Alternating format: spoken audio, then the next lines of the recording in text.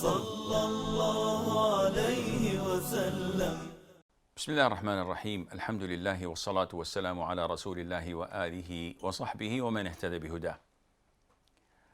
The Prophet sallallahu alayhi wa sallam said, Allah the Almighty says. Now this means that this hadith is a Qudsi hadith. So what's the difference between Qudsi hadith and the verses of the Quran? Scholars have many interpretations and explanations, but the most authentic opinion is that the Qudsi hadith, the wordings and the meanings are all from Allah. So what's the difference between it and the Quran? Number one, that it is not as miraculous as the Quran. So there's a challenge that started when the Quran was revealed to all of the jinn and the humans to produce something like it if they can, and they will never be able to, and the challenge still stands. While in the Qudsi hadith, there's no such challenge.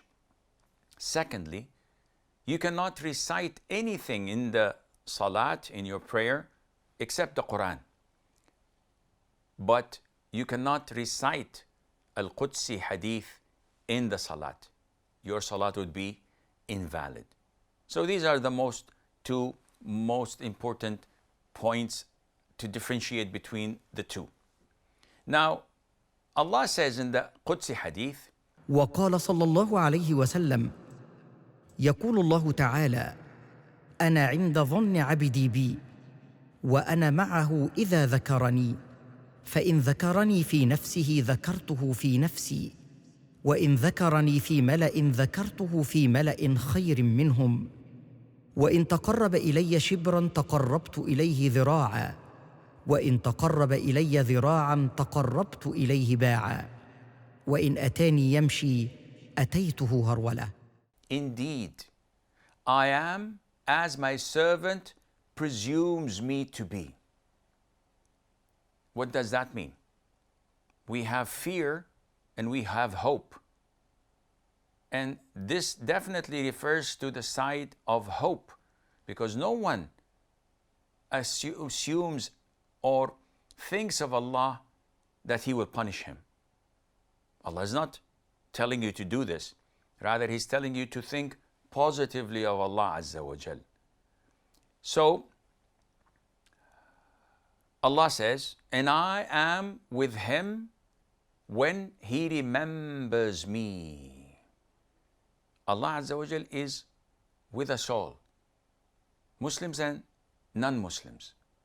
And this is general, as they call it in Arabic, ma'iyyah.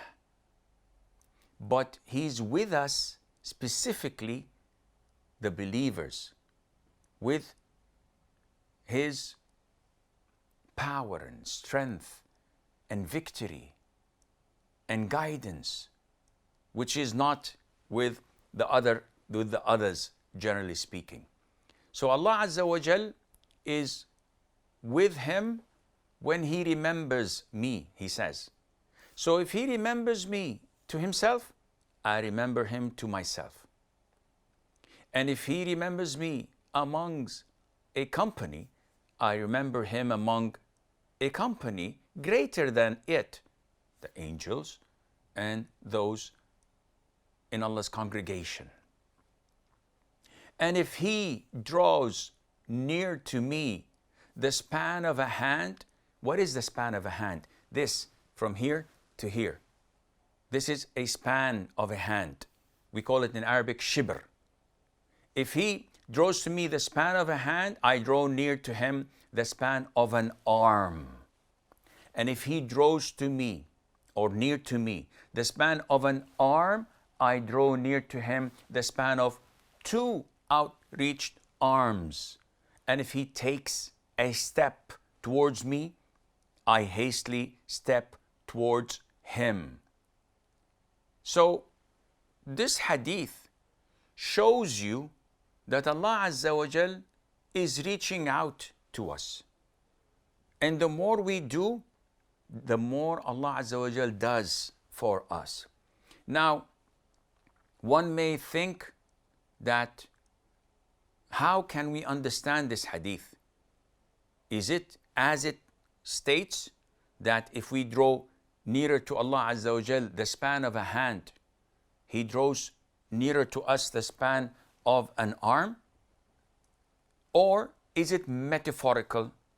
And we Ahlul Sunnah wal Jama'ah try as best as we can to stay away from metaphors, because then we will be changing the Quran and the Sunnah and say, no, this is not what it means. This is not what it sounds like. Allah does not rise above the arsh in al-istiwa. Allah does not descend to the lower heaven when it's the last third of the night. This is all metaphoric. No, we don't say this. We say that everything is as it sounds and reads, because this is in Arabic. So how can we understand this hadith? Well, we understand this hadith as we see that it has two parts. If the servant of Allah draws nearer to Allah the span of a hand, Allah draws nearer to him the span of an arm. So the first question would be, does the servant of Allah draw nearer to Allah the span of a hand, literally, or the span of an arm, literally? Does he walk to Allah, literally? The answer is no. Nobody understands this. So we understand it in the sense that all Arabs do, that because it's not true that one comes to Allah the span of a hand or an arm, rather it is an indication that the servant of Allah is doing so much to get closer to Allah Azza wa Jal with good deeds. Allah in return does the same with good reward, with mercy, with a lot of favors and blessings from His side. So this is the beauty and the greatness of remembering Allah Azza wa Jal. Yet there are others. There is another group of scholars who said, no, we have to understand this literally. So there's nothing wrong in attributing to Allah Azza wa Jal that He draws nearer a span of a hand or an arm, and that Allah Azza wa Jal walks to brisk walking to His servant. This can be understood literally. Either way, it is accepted with the grace of Allah with Ahlul Sunnati wal Jama'ah. This is all the time we have. Until we meet next time, I leave you fi amanillah. Wassalamu alaikum wa rahmatullahi wa barakatuh. صلى الله على محمد صلى الله على محمد صلى الله عليه وسلم